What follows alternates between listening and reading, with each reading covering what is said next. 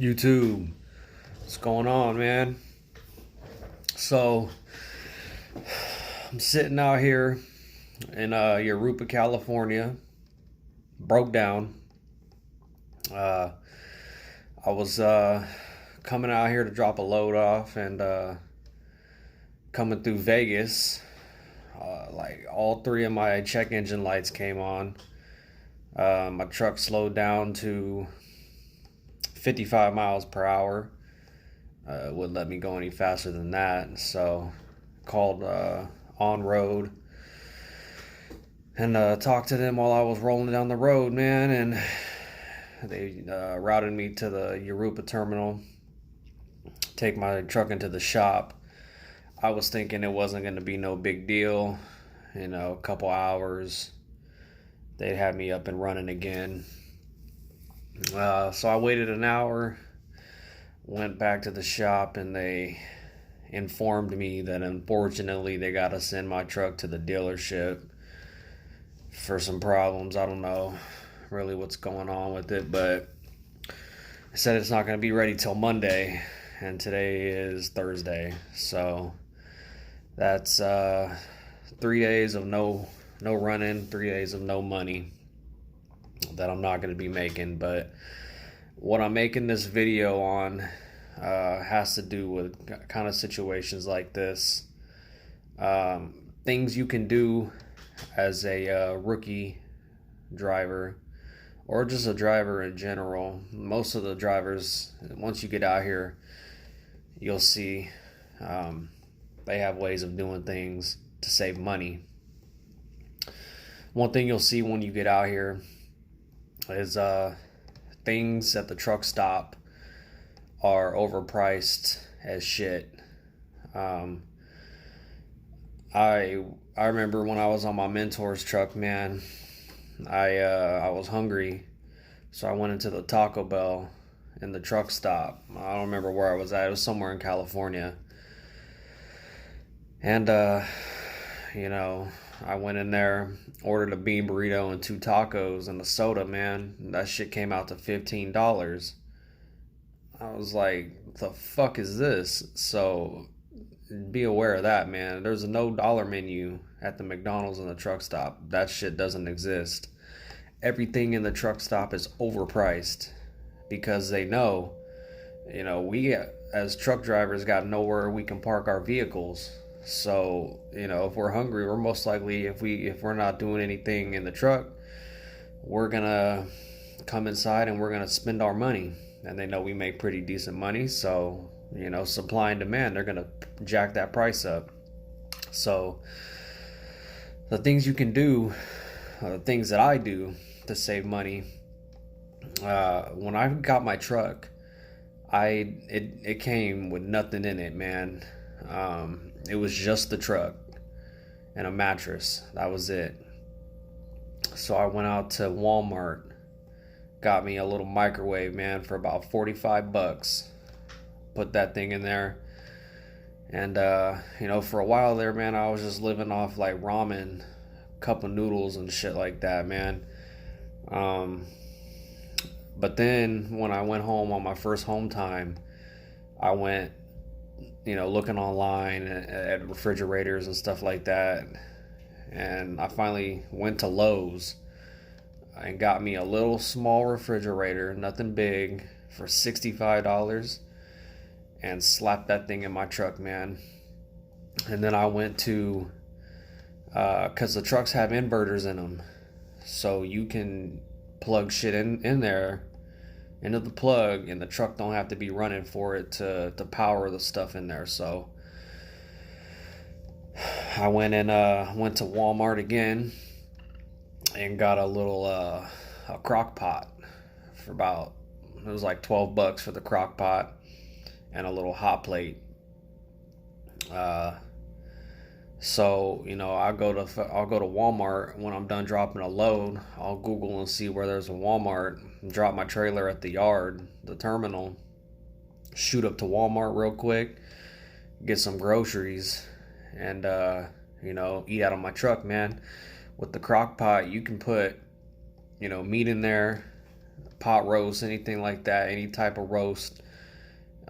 Put everything in the crock pot, turn that sucker on, and just let it simmer all day, because you're going to be driving about 9-10 hours a day. So by the time that food is done in the crock pot, you're done driving. And you got dinner. And if you're smart, you'll get some little Tupperwares or whatever, and save the rest of the food, and you got meals for the next 2-3 days. I'll go to Walmart and spend about $50, $50-$60, and that food will last me a good week, 2 weeks, no problem.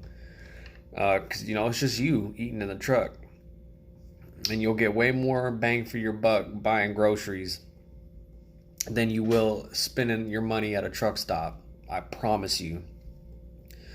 That'll allow you to save a little bit more money on the side for situations like I'm in now.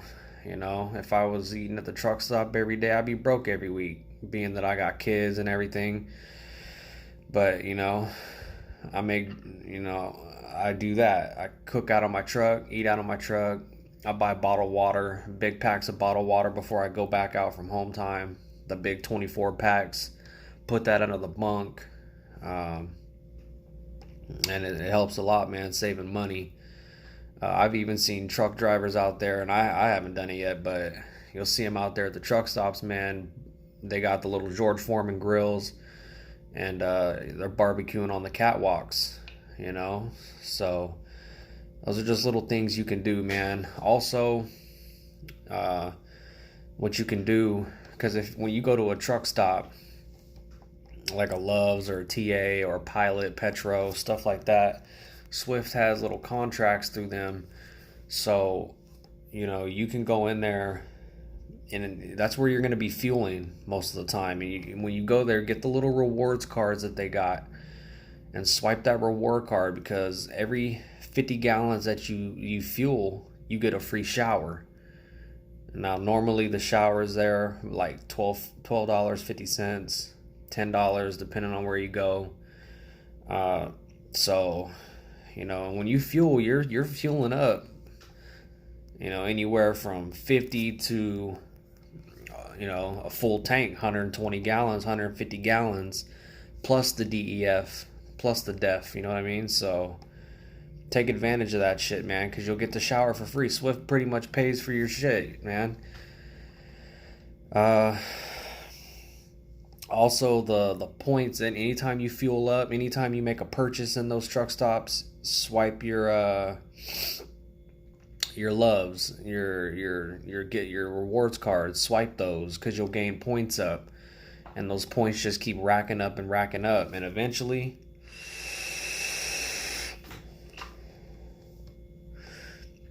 you'll get enough points in there to where you can go to the fast food joint in there and use your points to buy the meal. You can buy CB radios with the points. You can buy Bluetooth headsets. You can buy anything in that truck stop with it. So that's just a few things, you guys can do, save money while you're out here, man, because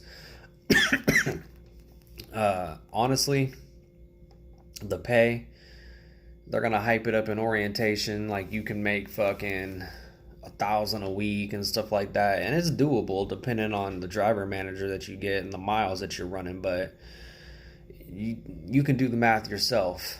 You're gonna average 2,500 miles a week at 36 cents per mile. You do the math and you'll see exactly what you're gonna be getting paid on average. Some weeks you're gonna run 1,500 miles. Some weeks you'll run 3,000 miles. It really just depends on the loads, the areas that you're in, if the freight's good in those areas. So you do that math and you'll see exactly what you're going to get paid. And that's before taxes. If you live in California, you already know what the taxes are like out here. And that's before they take out the deductions for your tuition. If you stay in the hotel, they take out money for that. They also, when you first get your truck, they're going to give you a kingpin lock. for the trailers. So if you drop your trailer somewhere, you can put that lock on there and lock it so nobody can hook up to it. They give you an enforcer lock for the trailer doors. You're paying for all that, and they're taking it out of your paycheck, and they make it seem like, oh, it's only $10, but that shit adds up, man. On top of California taxes, they're taking out $80 a week from my paycheck for the boarding that I stayed at the hotel and my schooling. They're taking out 80 for that. They're taking out taxes, like I said, which is expensive, and they're taking out the enforcer lock and the kingpin lock. Okay, and that's not also including if you sign up for the benefits packages for health care, dental, vision, whatever you want. And if it's just for you, it might not be too bad. But if you got a family and you're putting them all in that plan, that shit gets expensive, man. Let me tell you. I got a dude that was in my class, man. He's running a Coke. He's running the Coke dedicated route. And we're all in a little group chat and we all talk to each other, And he was telling us, man, he last week he grossed over $850. After everything was taken out, he netted $190. So